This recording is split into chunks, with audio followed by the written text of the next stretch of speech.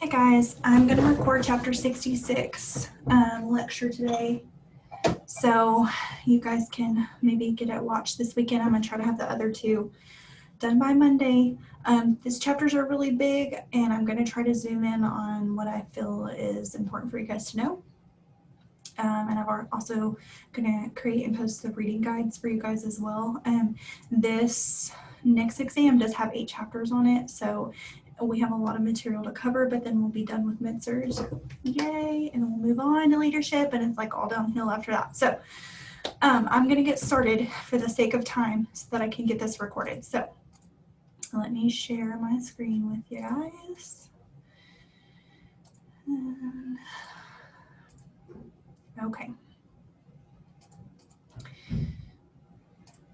All right, so the first thing we're talking about in this chapter is altered level of consciousness. I'm gonna adjust my computer screen so I can see this a little bit better. I'm sorry. Actually, I normally don't record in my Boston office because I'm hardly ever here.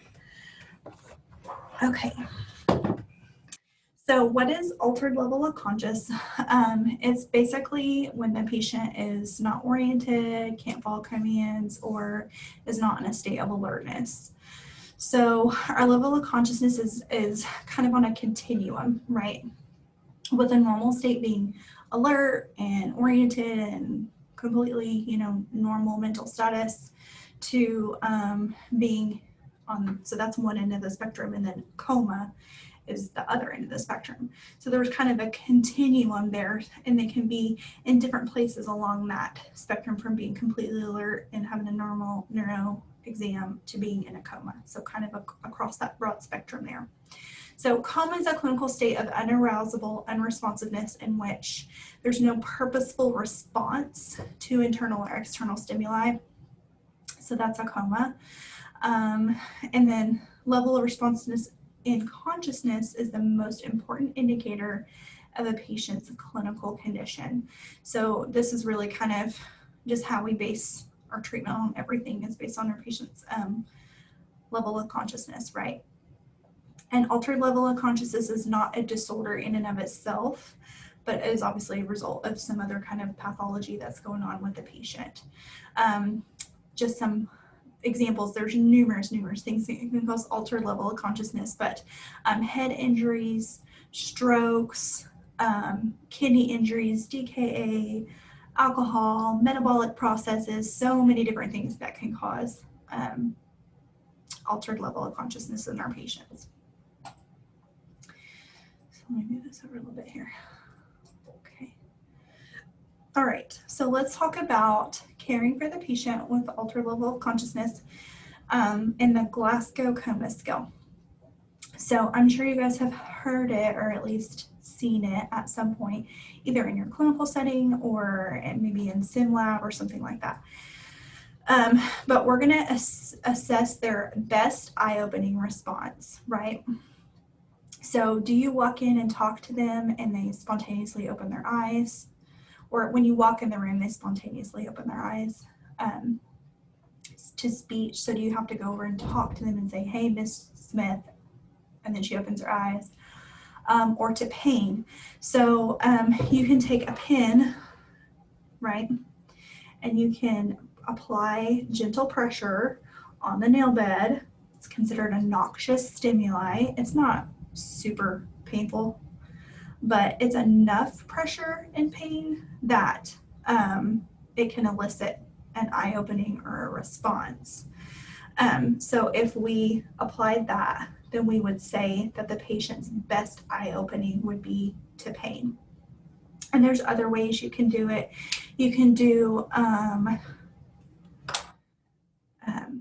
like supraorbital pressure. So above here, you'll see a lot of nurses in the hospital do a sternal rub. You just want to be careful when you do that though, because you can, cause bruising and pain as if you're rubbing them really hard. So it shouldn't be so painful, or that we're applying such a painful stimulus to our patient that we're causing injury to them, right? It should be just enough painful stimuli to where we can tell whether they're going to be alert and responsive to us. We shouldn't be causing injury with our assessment. So just be careful with that. And then their verbal response. So we're going to ask, determine their orientation. So time, person, and place. Are they oriented? If they're confused, so if they can't tell us time, person, or place, that they can say, you say a birthday, maybe they say it wrong, or you ask them what day it is and they say it's Tuesday or it's year 1989. So they're confused. Inappropriate words would be like you asking them something and then they respond to you and it's completely like off topic, nothing that has to do with the questions you're asking. Incomprehensible sounds, so like moaning, grunting, different sounds like that come, moans that come out, but are not obviously words that can be comprehended. And then obviously one would be no verbal response.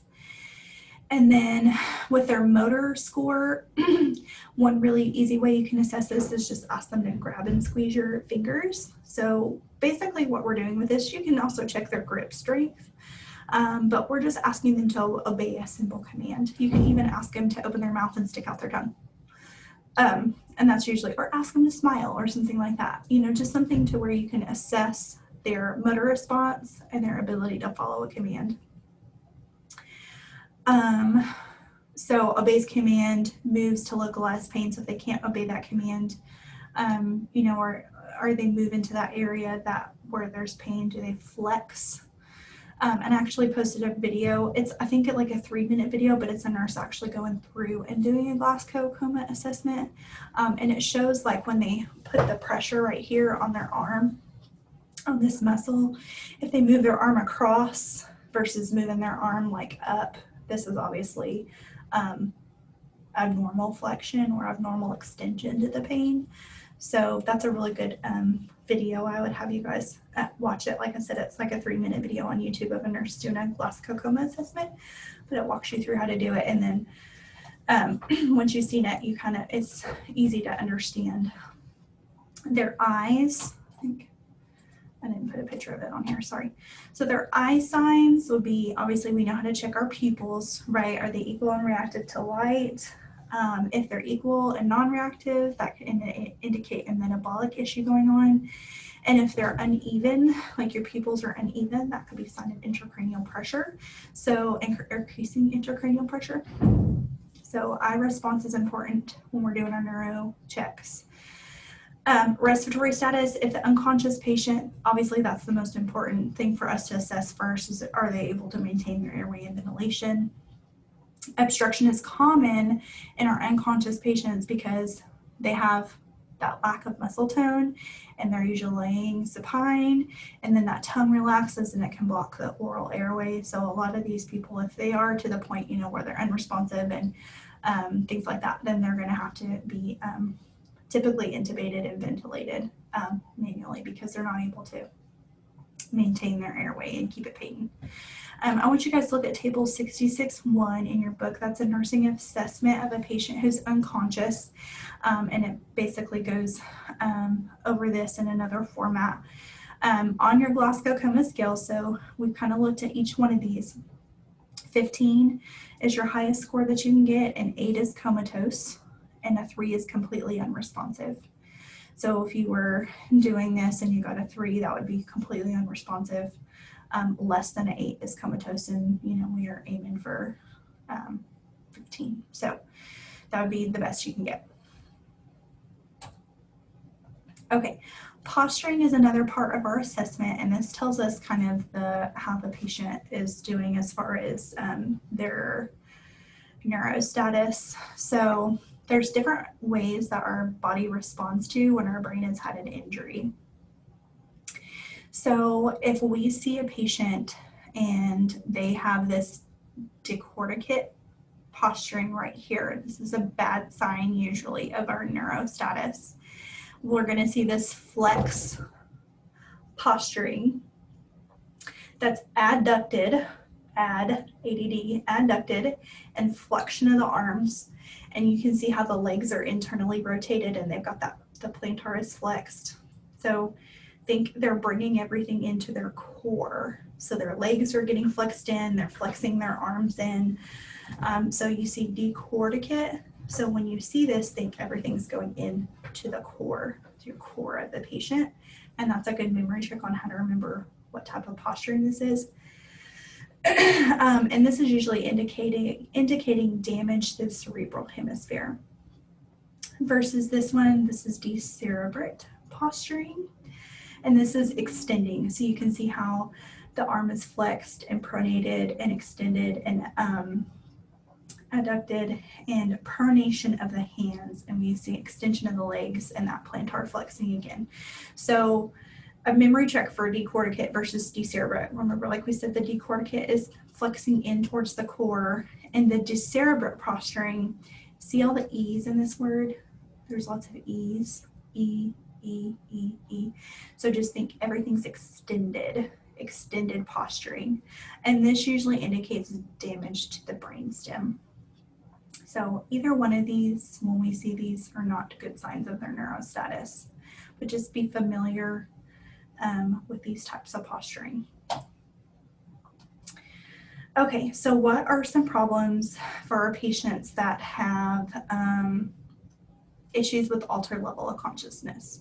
Obviously, we know, like we said, not able to maintain their airway. So respiratory distress and failure is a big one. Again, pneumonia. If I'm not protecting my airway, I'm not coughing, I'm not deep breathing.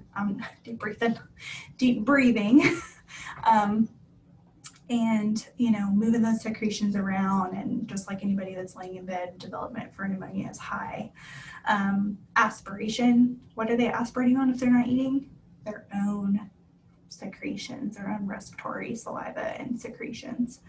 Of course, high risk for pressure ulcers, DVTs, and contractures if we're not helping them do active range of motion.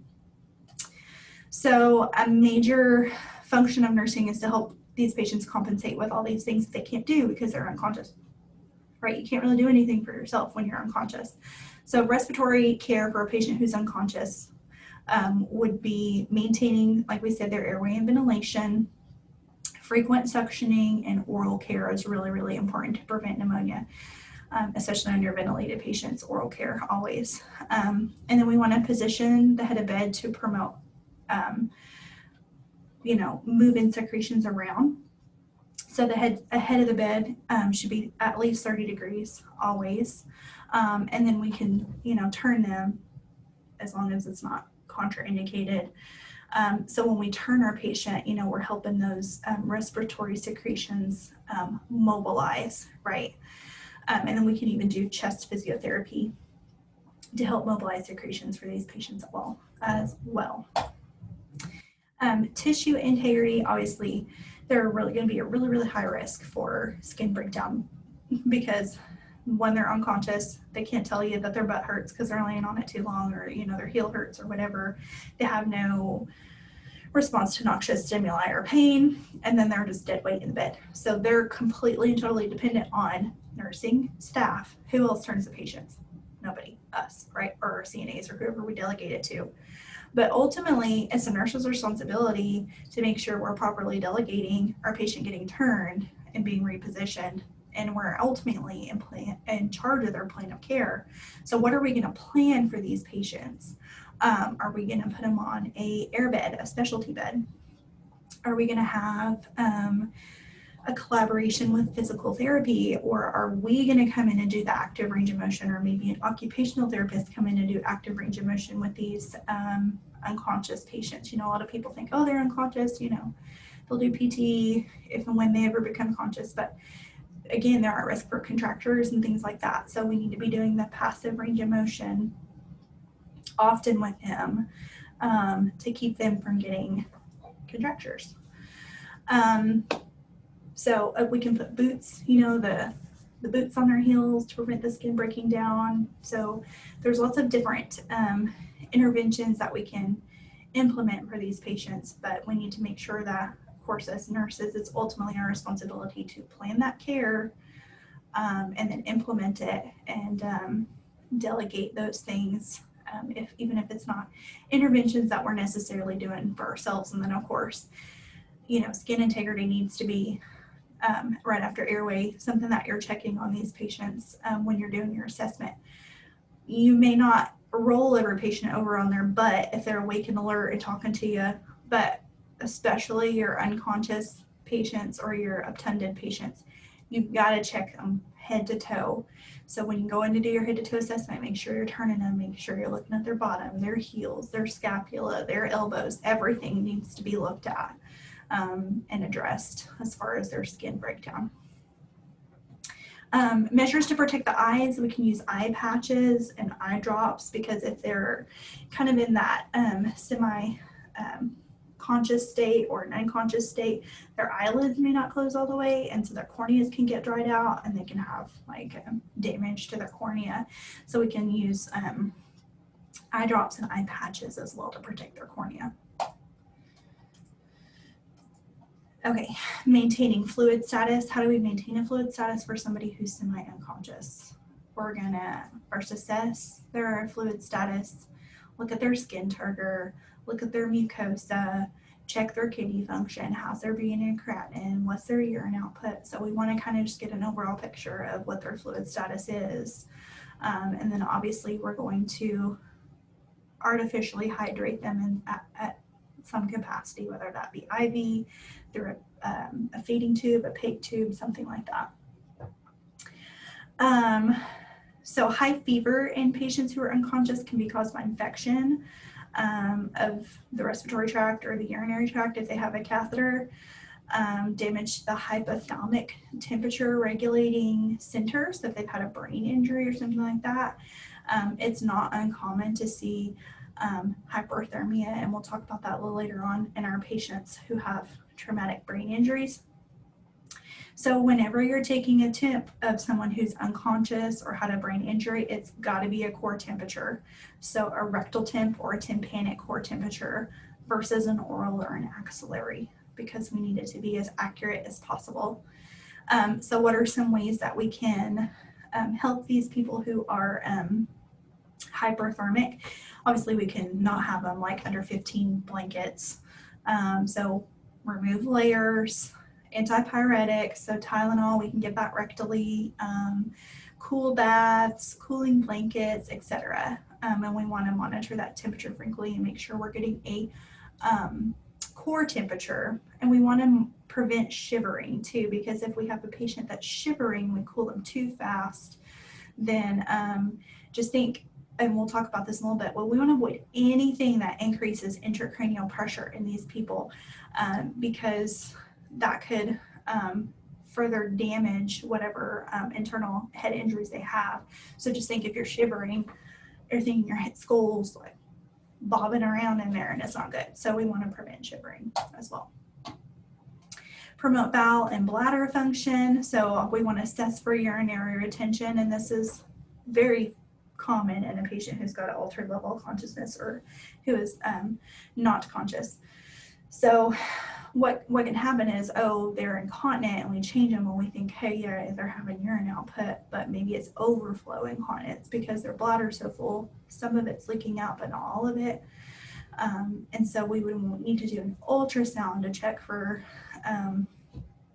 that overflow incontinence. And then really it's kind of up to the provider on whether they have an indwelling Foley or intermittent catheterization, just depending on the severity of the patient's condition. But of course, anytime we have an indwelling Foley, we're at risk for catheter-associated UTIs versus doing intermittent catheterization. So that's always something to consider. And then as our patient gets better, we can implement a bladder training program where we do use the intermittent catheterization when they move on to a rehabilitative phase of their condition, if they get to that phase. We want to assess their bowels, assess for abdominal distension, and promote elimination with stool softeners and enemas if needed. And then on the flip side of it, if they develop diarrhea because they're on meds and hyperosmolar fluids and other things that we're giving them that can create diarrhea, obviously we want to protect their skin because they're at high risk for skin breakdown, so we may need to use a fecal management system if needed in some of these patients as well. Sensory stimulation and communication. So initially when someone is arousing from a coma, they can be really agitated and restless, and that's a normal response as they're getting exposed to all these stimulus that now their nerves are actually responding to. So that's pretty common when you see someone coming out of a coma to be agitated and restless. So we just want to try to keep calm as possible and keep the room, as least amount of stimulation as possible. So low lights, low noise, small amount of visitors. This is not the time for everybody to be coming in and out, and it will get better, but that 8 to 12 hour period when they're rousing from that coma is not when every family member needs to come visit, because they're going to be agitated and restless. So it's important that we communicate with them also. So talk to them. That's going to help stimulate their brain. Touch them gently, not aggressively, because that might freak them out, but just put a hand on them, talk to them. That helps stimulate their brain function. And then we want to try to keep the same day-night pattern so that they can establish that daily rhythm back. So, during the day, we would, try to be up and do a daily routine. And then at night, have our nighttime routine. We want to orient the patient frequently. So orient the patient to time and place repeatedly, at least every 8 hours, if not more frequently, but we need to continue to orient them. And then, of course, we need to remember that this is going to be emotional for the family too. So we need to try to support them during the process, because it can be very scary, because they think, okay, this person's finally waking up and they're not who they were before they went unconscious. And are they ever going to be better? Are they ever going to be back to the same mental state that they were in before? And so it's a very scary time for the family. And so we need to be able to provide understanding and also consistent information about what's going on with the patient's plan of care. All right, moving on. I'm sorry, I'll fix this in my PowerPoint and send it to you guys. So intracranial pressure is pressure that normally resides within the skull. So we have 3 things that contribute to intracranial pressure. We have our brain tissue, right? And then we have blood within our brain, and then we have cerebral spinal fluid that kind of coats everything, right? So we have those 3 structures within our hard, non-flexible skull, which is a good thing. It's not flexible, but also a bad thing, because where does that pressure go when things get crowded in there? So the Monro-Kelly hypothesis basically means these 3 aspects, our brain, our blood, and our cerebral spinal fluid, all work together to maintain an equilibrium and a certain pressure within the skull. So cerebral, and this is called cerebral perfusion pressure, an increase in volume in any one of these structures, the other 2 structures are going to try to compensate. So some things that our head can do to compensate is we can displace cerebral spinal fluid to the spinal column. So we can displace it from our head into the spinal column, or we can vasoconstrict arterial flow to decrease the amount of blood pressure in the brain to compensate for increased ICP. But these compensatory mechanisms can only be done to a certain point, right? I mean, we can't completely constrict arterial blood flow to the brain, and we can't completely get rid of all our cerebral spinal fluid. So there's only so much fluctuating we can do to make up for certain aspects of that. So what's a normal intracranial pressure? 5 to 15 millimeters of mercury is a normal intracranial pressure. Anything greater than 20 is like an immediate, we've got to treat that, or there's going to be severe brain damage. And this can fluctuate. This can increase due to factors that increase intracranial pressure. So what are some things that can do that? Fever can increase intracranial pressure. Oxygen saturation, so our CO2 and our O2 levels can increase intracranial pressure. Our body position can increase intracranial pressure. So for our patients who have increased intracranial pressure, we want to keep their neck midline, and we want to keep it 30 to 35 degrees, and they can even put a cervical collar on these people so that their neck can't be hyperextended too much, but we want to keep them at a 30 to 35 degree angle within the bed.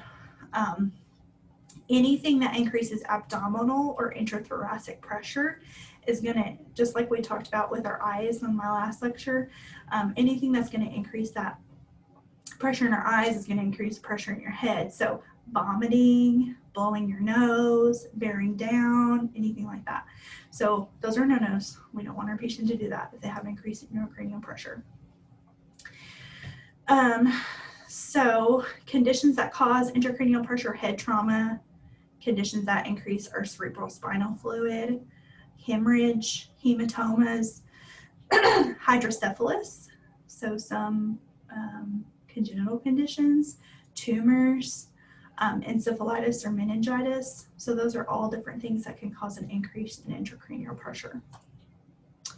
So how do we calculate a cerebral perfusion pressure? So the cerebral perfusion pressure, we said, was pressure that pushes the blood to the brain, right? So this is the amount of pressure that our body has to use to get blood from down here up to here, because this is where we need it to be, right? And this is going to affect our cerebral blood flow depending on what our cerebral perfusion pressure is. So a normal CPP is 70 to 100 millimeters of mercury, and when this drops too low, the brain is not perfused adequately and the brain will die. Dead, D-E-D, dead, right? Less than a 50 on your CPP is going to be permanent neurological damage. So remember that, because that's really bad. So how do we calculate a CPP? So a CPP is our mean arterial pressure minus our intracranial pressure. So the things you would need to have to calculate a CPP is a map and an ICP reading. And I don't expect you guys to know this, but I'm just going to kind of walk you guys through it. So let's say we had a blood pressure of, this is how you calculate a map. We had a blood pressure of 90/42. We're going to take our diastolic number, which is 42, and we're going to multiply that by 2. So 42 times 2 is 84, right? And then we add that to our systolic, which was 90. So 84 plus 94 is 174. And then divide that by 3. So that gives us a map of 58. And then let's say we had a device to read our intracranial pressure, and it's 19. So 58 minus 19 would be a 39, and that would be our cerebral perfusion pressure. And that would be no bueno, right? Because we said a CPP of 50 is going to be permanent neurological damage. Normal is 70 to 100. So that's not good. That's not a good cerebral perfusion pressure. That's just to kind of explain it to you guys. I don't expect you guys to know or how to calculate that, but I just kind of want you to be aware of how that gets calculated. Okay, so manifestations of increased ICP. There's a chart in your book, chart 66-2. It's a really good chart. I want you guys to look at it. I'm putting it in my reading guide as well. Any chart that I mentioned in my lecture is also going to be on my reading guide, charts that you guys need to look at. So what are some signs and symptoms? Mental status change. So the earliest sign, underline that, earliest sign of intracranial pressure that's increasing is a change in level of consciousness. It can be our earliest sign. So that may manifest itself as agitation, restlessness, and then slowing of speech, maybe a delay in response to a verbal suggestion. So your patient was alert and oriented and whatever their baseline was, and then you start noticing these subtle changes in their level of consciousness, like, okay, she's agitated now, she wasn't agitated before, or she answered my questions like that this morning and now her speech is slow and she's like responding really sluggishly. Those are early signs of increasing intracranial pressure, the earliest signs. So that's why it's really, really important that we do those frequent neurochecks on our people who've had head bump injuries, right? Oh, my kid fell off the bike and hit his head. These are the kind of people that we're monitoring for changes in LOC, because that's the earliest sign of increasing intracranial pressure, right? Okay, irregular breathing. Cheyenne Stokes. It's called Cheyne-Stokes. Cheyenne. We know we're from Oklahoma. Cheyenne-Stokes. Cheyne-Stokes, which is hyperventilation followed by apnea. This is actually a late sign, but I just have them listed out in this order on my notes. So this is actually a late sign, but the brain is swollen so much that it's pushed on the brain stem, and obviously that's what controls our breathing impulses. So when we have that Cheyne-Stokes breathing where they hyperventilate and then they followed by like a 30-second period of apnea or a 20-second period of apnea, that's what the Cheyne-Stokes breathing is. I'm sure you've maybe seen it before, but just didn't realize what that was. Nerve changes. So swelling pushing on several nerves, right? So as our brain swells, we've got lots of, nerves and things. So what can this manifest as? Double vision, that'd be pushing on the optic nerve. Pupil changes, like we said earlier when we were looking at that. Glasgow Coma Scale, or, our pupils, that pupil changes can indicate intracranial pressure. So especially if they're unequal pupils, because we have unequal pressure. So if there's an injury on this side of the brain, our pupils can be unequal as far as their dilation. So the doll's eyes, you guys have maybe heard of the doll's eyes reflex, but this indicates damage to the brainstem. So eyes open, you move the patient's head from side to side. Do the eyes move in the opposite direction when you move the head, or do they stay in a fixed position? If they stay in a fixed position, it's not good, not a good sign. That means the intracranial pressure is high.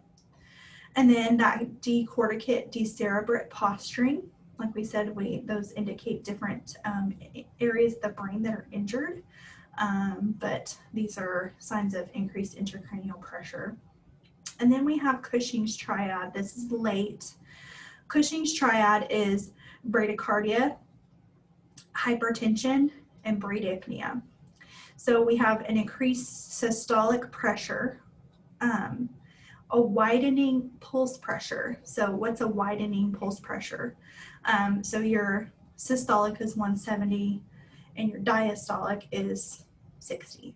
So we have a really wide range between our systolic and our diastolic. That's a wide pulse pressure if you ever hear that term used. So the brain says, hey, we need more perfusion. So the body increases the systolic pressure to get more blood to perfuse the brain. So then we're going to see that increased systolic pressure and that widening pulse pressure.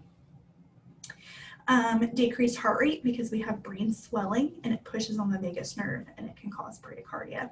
And then our decreased or abnormal respirations. So Cushing's triad, it's obviously a late sign. They can have a positive Babinski reflex. You guys might remember that Babinski reflex from your last semester or from fundamentals, but that's when you go in and you do that stimulus to the bottom of the foot and the toes flex out. Seizures, we're at an increased risk for seizures when we have increased pressure. Projectile vomiting. So just like green pea soup everywhere, just projectile vomiting. That's a sign of increased intracranial pressure. So I'm sure you've all heard of somebody hitting your head and then, seconds later puking. So further deterioration of their level of consciousness. So keeps deteriorating, stupors, coma.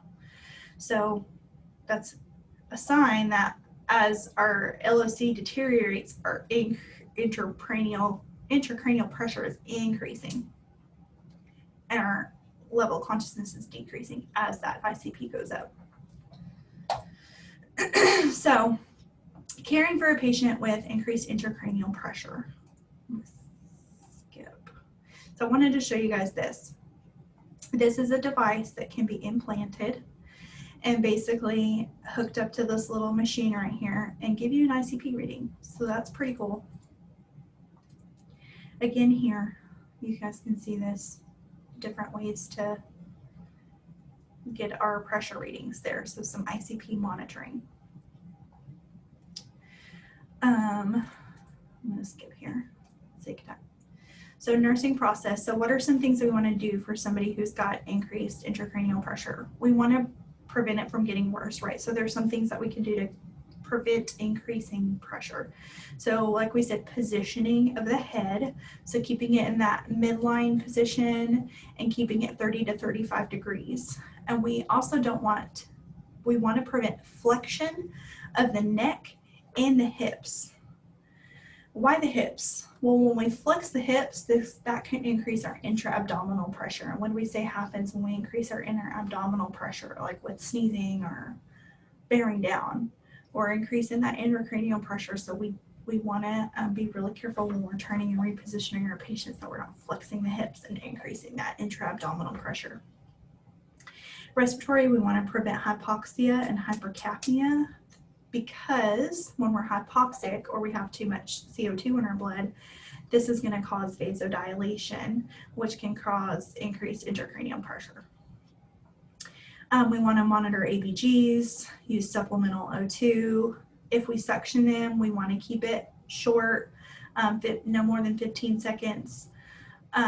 If they're mechanically ventilated, we want to keep them on the lower side of that CO2 range. We want to keep that CO2 lower than normal, because like I said, that causes, I said vasodilation earlier, but I meant vasoconstriction. I'm sorry, I didn't mean to confuse you on that.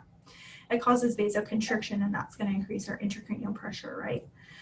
So a normal CO2 is 30 to 35. So we might just be like, okay, hey, they're 30. That's good, because, you know, we want to keep it maybe on that lower end of normal. And we want to keep our PEEP as low as possible as well.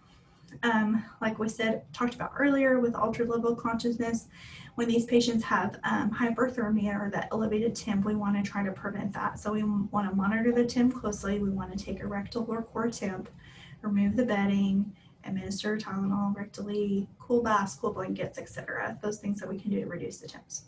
Neurochecks per protocol is going to vary per facility, but you're going to be doing frequent neurological checks because we're looking for those subtle changes in LOC. That's going to indicate increased intracranial pressure using our Glasgow Coma scale, right?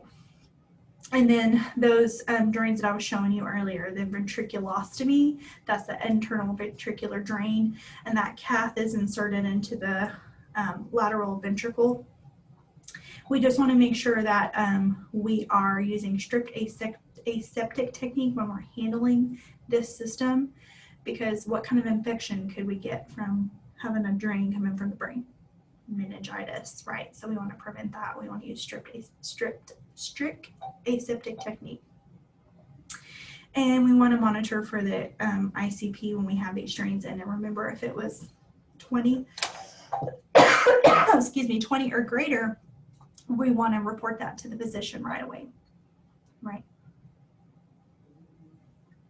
We want to avoid straining activities like we already talked about, but vomiting, sneezing, coughing, Valsalva maneuver, keep the environment cool, avoid restraints. We want to avoid restraints when these people come out of that altered level of consciousness, because that can only increase the agitation and make it worse and increase the intracranial pressure. Stool softeners if they need it, enemas like we talked about before. Some intracranial surgeries. So craniotomy involves opening the skull surgically to gain access to what's in the skull. This can be used to remove a tumor, alleviate ICP, evacuate a blood clot, control a hemorrhage, lots of different reasons you might do a craniotomy.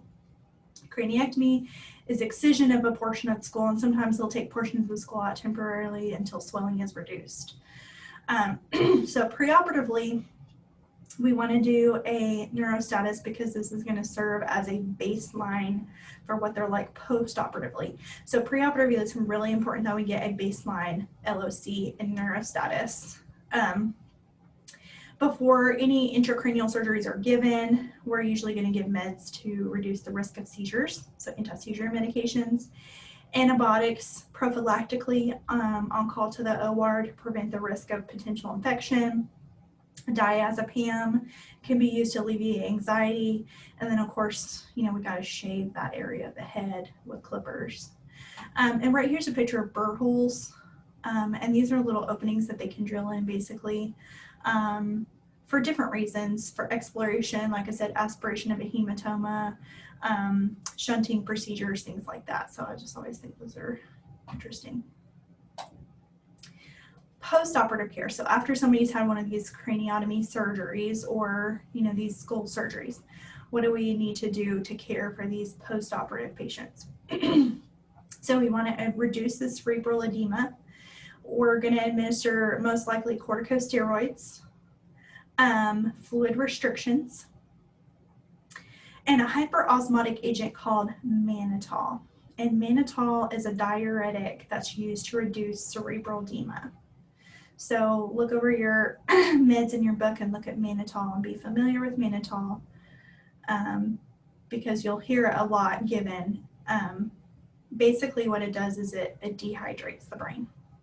It's going to dehydrate the brain and help, and it's going to diurese that fluid out. So it is a diuretic. It's a hyperosmotic agent. Anticonvulsants to prevent seizures. We're going to monitor that ICP level with our ventriculostomy, our little shunt, right? So we're going to monitor that and make sure that's good. We're going to report if it gets over a 20, right? We're going to assess our respiratory function. Obviously, this is very important. Even the slightest degree of hypoxia can increase our cerebral ischemia. So respiratory assessment, ABGs. We need to be cautious in our suctioning and coughing stimulation with these patients because, again, that is increasing intra-abdominal pressure and ICP. Vitals, these need to be monitored very closely. You're going to assess your vitals and your neurostatus every 15 minutes in these patients post-operatively. We're going to treat our hyperthermia like we previously talked about, our surgical dressings.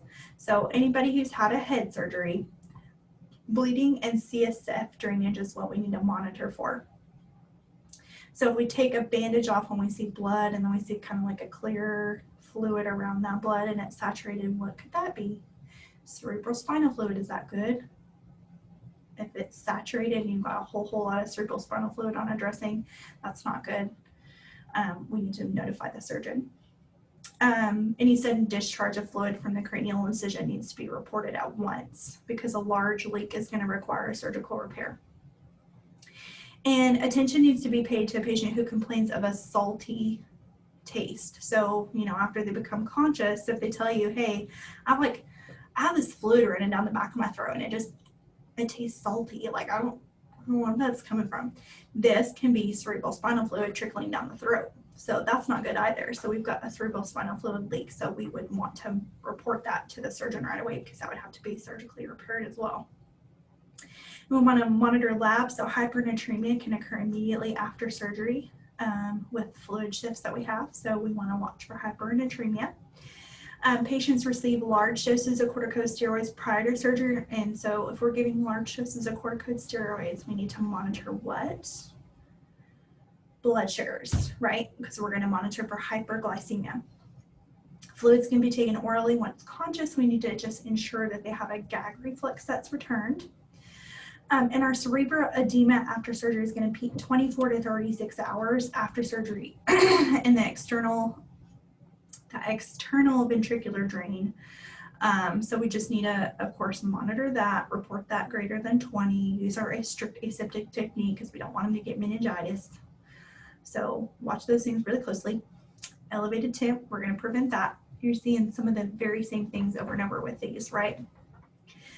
Risk for impaired gas exchange due to the pulmonary stasis, not being in that altered level of consciousness state, not being able to move secretions around.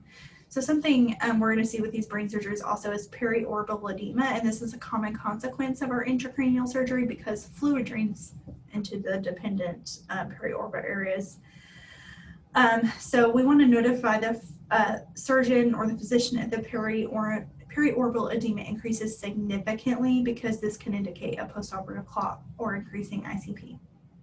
So their eyes are just big old, look like somebody punched them in the face, that's probably not a good sign. And like I said, we want to check for that return of gag reflex. It's postoperative care. Seizures, moving on. a seizure is a normal episode of like electrical impulses fired from various areas of the brain, and it can happen for many different reasons. But we know we have neurons in our brain, right? And we should have a balance between two different types of neurons. We have excitatory neurons, we have inhibitory neurons.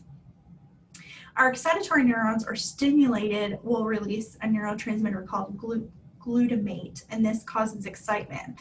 And there are inhibitory neurons, when stimulated, will release a neurotransmitter called GABA, and this inhibits responses, so it slows everything down. So our excitatory neurons get everything excited, and our inhibitory neurons are like, hey, chill out, here's some GABA, y'all settle down over there. So if inhibitory neurons are damaged, our excitatory neurons are going to take over, and we have overstimulated parts of the brain that lead to seizure activities. So there's some different types of seizures.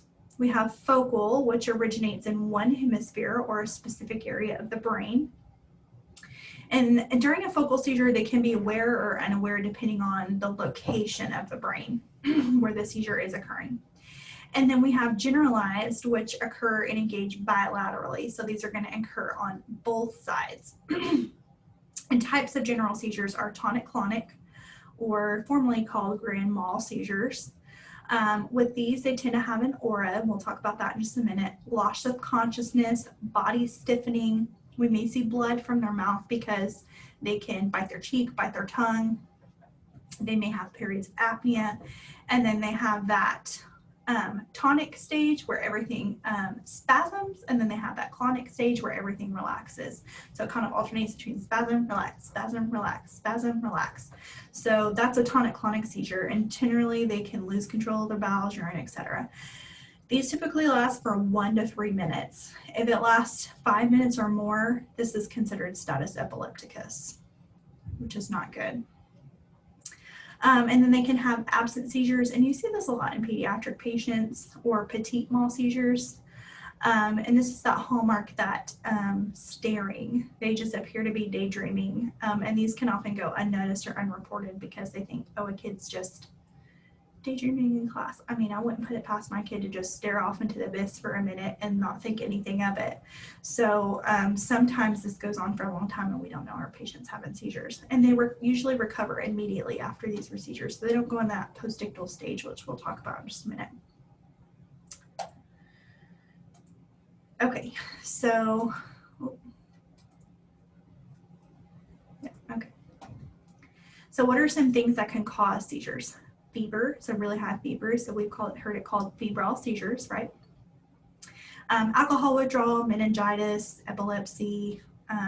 So epilepsy is frequent activity of seizures due to a chronic condition. So traumatic brain injury, a congenital brain defect, someone who's maybe had massive strokes, long-lasting effects from other disease processes, and sometimes of unknown origin. That's the worst. It's always like, when we don't know what causes a disease, that's the most frustrating to the patients. It's idiopathic, we just don't know. So, but there are certain people who have idiopathic seizures. So, so there's different stages of a procedure, and this is going to vary depending on the type of seizure, but we have our prodromal phase. So this is when the symptoms start to appear prior to an event. So not everybody is aware of the prodromal stage, but are people with epilepsy, after years of periods of having these repeat seizures, they start to put the pieces of the puzzle together and kind of are able to know when a seizure is going to come on in the next few days. But your prodromal stages can be days before your seizure. They may have depression, anxiety, urinary GI issues, things like that, and they can start prior to a seizure event. And aura does not happen until right before the seizure, and not everybody has an aura, but an aura is going to occur right before or the very beginning of a seizure. And some different types of auras are like altered vision, altered hearing, anxiety, dread, like an impending sense of doom, a sudden weird taste or smell that the patient says they have, or feeling really dizzy. And so this happens at the very beginning of their seizure. The ictus stage is the actual seizure. So this is when the seizure is occurring. Like we said, most seizures last 1 to 3 minutes. And as a nurse, we always want to time the seizure. And this is really important. So if you're not the one who initiated, oh, hey, a FAST team or whatever, or somebody came and says, hey, your patient's seizing, it's really important that, okay, what time did you walk in there? What time did that seizure start? And then you finish out timing it. Because like we said, 1 to 3 minutes is common. Anything over 5 minutes is going to back-to-back seizures, like stopped and then a minute later they started having a seizure again. That's status epilepticus, and those patients need immediate medical treatment to stop the seizure. So, and then we have the post-ictus stage, so that's after the seizures, or you may have heard it called postictal or post-ictus, and that's the brain's recovery time. And this can take hours or days depending on the patient and the situation. And like we said, some can be immediate. So those absent seizures, they have immediate recovery, but your tonic-clonic seizures generally tend to be in this postictal stage for much longer. And it's very normal for them to be sleepy, confused, have a headache, their muscles be sore. And another big thing for our patients that goes postictal is being able to maintain their airways. So they may have really low respiratory rate, or kind of have like a snoring, because they have that decreased level of consciousness because the brain's just like, firing on all cylinders, and then it's like, then it just kind of goes into basic, I'm going to function down here really, really low because I'm so tired because I just was like rapid firing 2 seconds ago. So now the brain just goes, kind of shut down mode. So just think of that postictal phase as just being the brain like done. Like I just did like 20 years of work in 2 minutes and I'm done. Now I got to rest. So a big thing in our postictal stage is just caring for a patient with a decreased level of consciousness and all those things that we've talked about, and caring for a patient with a decreased level of consciousness. So plan of care for a patient with a seizure. So we know patients coming in and they have a seizure disorder. We want to set up seizure precaution. So what does that entail? What does the seizure precaution entail? We need to have oxygen at the bedside. We should always have suction set up. Make sure this patient has quick IV access, so they should have a saline lock or something. If they don't have fluids running, they need to have at least a saline lock. We need to pad their side rails, so you should have them, on your units, but they're usually little things that go over the side rails that pad them, because when they have those tonic-clonic seizures, they have no control over their extremities and they can break their bones, injure themselves during a seizure. We always want to make sure we keep the bed in lowest position, have a pillow under their head, just to protect them while they're in bed, right? So assess. So when they're coming in, we want to ask them, tell us about your history. Ask if they have an aura and how quickly does it come on. Is it, do they have that prodromal stage where they can tell days before, or do they have that aura immediately before? And what is it? Tell me what your aura is. Is it a funky smell, a sense of doom? It could be, different for everybody. How long do their seizures normally last? What type of seizure? Is it tonic-clonic, or is it, I just roll over and my eyes going back of my head, or what type of seizure do they have? And then when was the last dose of your anti-seizure medication that you took? Because these anti-seizure medications and then being compliant and taking it consistently is really important, and they need therapeutic levels for most of these meds. So we need to know, hey, when have you been taking your seizure meds like you're supposed to? If they say no, or I ran out of that a month ago, your patient's probably going to have a seizure while they're in the hospital. So we need to alert the doctor, like, hey, they haven't been taking their seizure meds. They're really high risk for having a seizure while they're here. So during the seizure, how do we care for the patient? So anytime a patient has a seizure, we want to turn them on their side. Why? Because this moves the tongue out of the way, keeps it from blocking the airway, and also going to keep saliva or any blood from biting their cheek or anything out of the way. Never stick your fingers in someone's mouth who's having a seizure, because they're going to get bit. Not intentionally, but just because they can't control what's going on up here. You don't want your finger in someone's mouth and biting off your finger. So don't stick your finger in their mouth. You can help lower them to the ground if they're standing, help lower them to the ground, turn them on their side, put a pillow under their head to protect their skull so their head's not banging on the ground as they're having a seizure. Don't restrain them. Do not restrain it. That makes it worse. That, is going to injure them, cause muscle injury, things like that. And like I said, don't insert anything in the mouth during the seizure. And then the most important nursing intervention is to time the seizure. So know exactly how long it happens. More than 5 minutes or back to back is status epilepticus, and we need immediate meds to give during status epilepticus to stop that seizure. And then note the characteristics of it.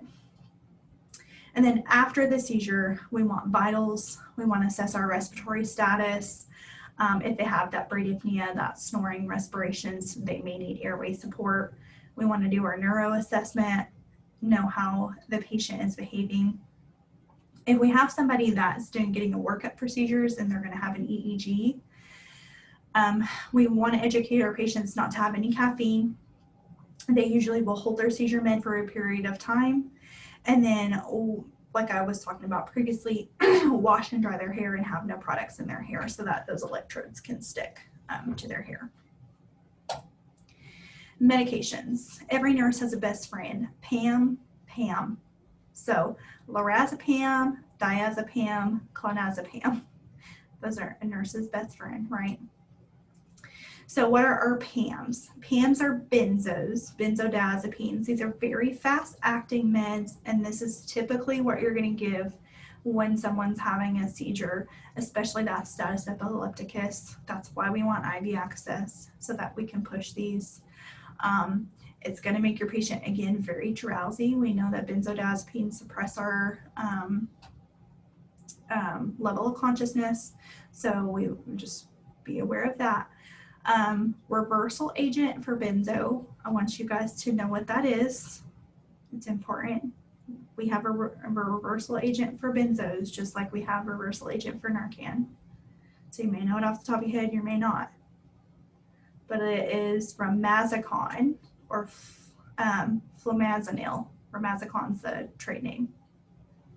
You should have that on every crash cart, just like you have Narcan on every crash cart.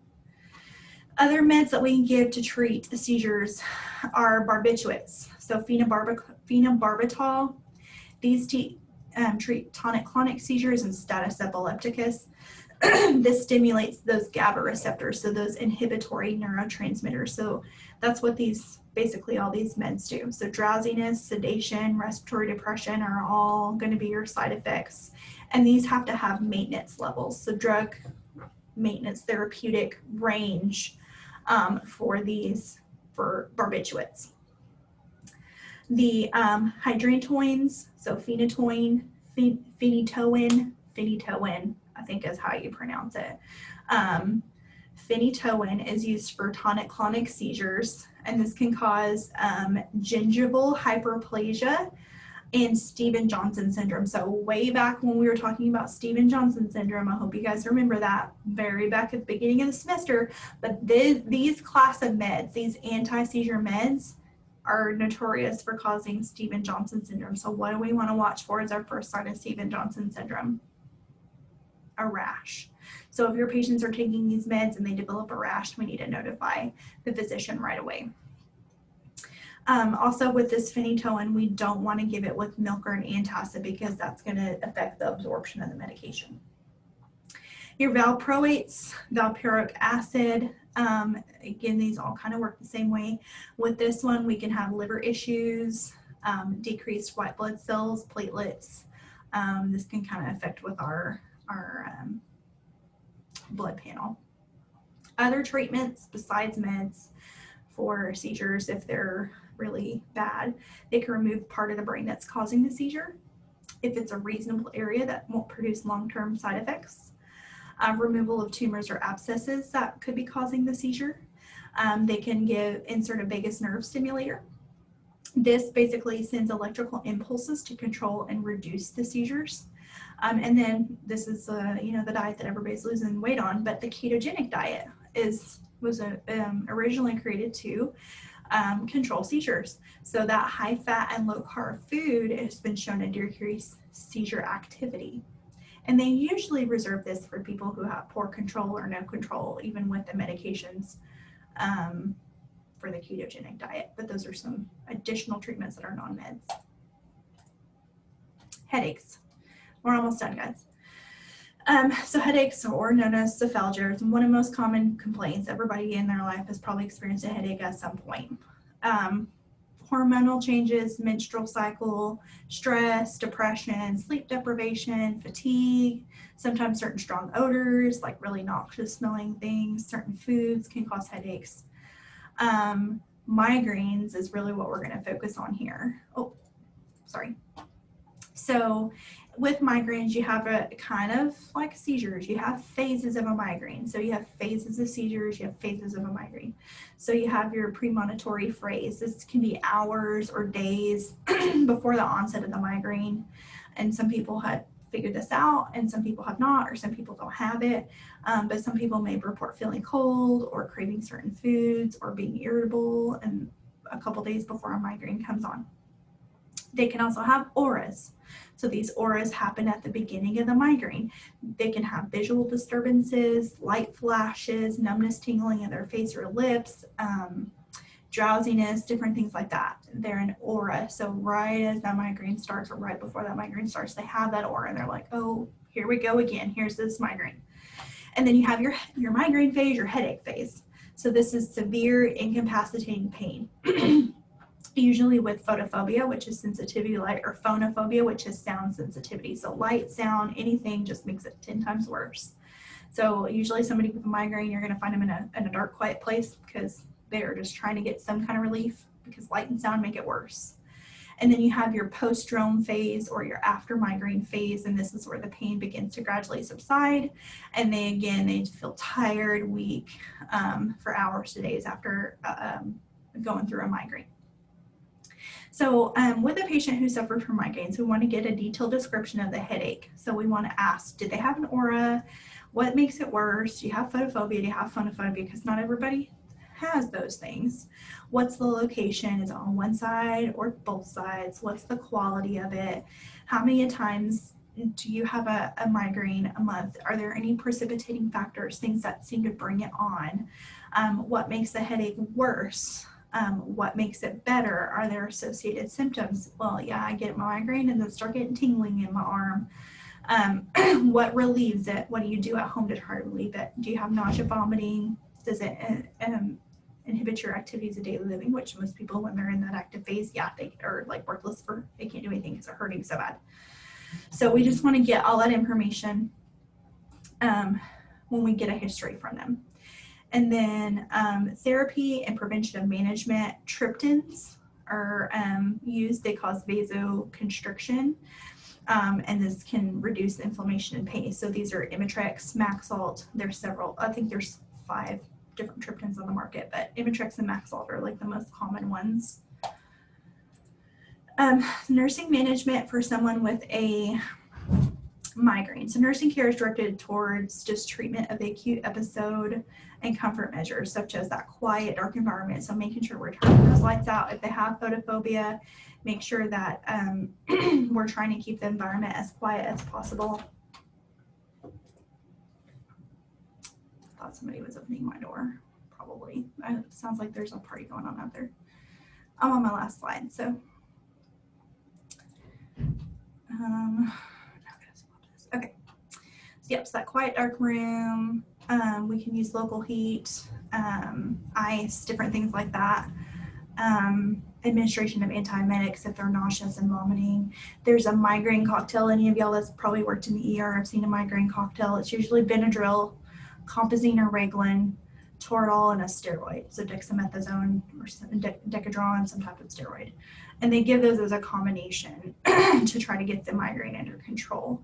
I had a patient probably about 6 months ago with a migraine, and I went in and you have to push all this stuff pretty slow. So I was in there for like 15 minutes pushing all these meds, and then I was coming out of the room and putting everything in the sharps, and it was like, I was like dropping everything in the sharps, and they're like, what all did you give that lady? I gave her like 6 different IV push meds at once to try to get her migraine under control.